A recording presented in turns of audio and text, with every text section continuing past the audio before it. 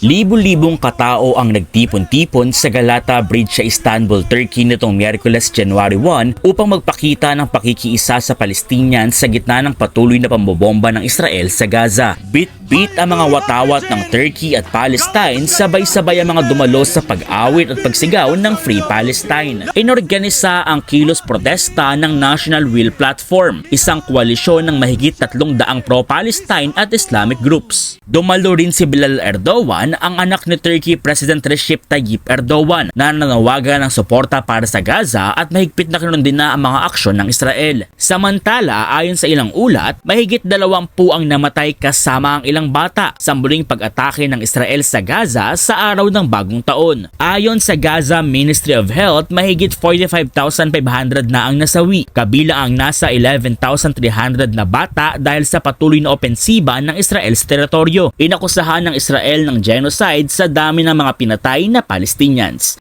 Para sa iba pang content, mag-follow sa lahat ng social media pages ng News 5.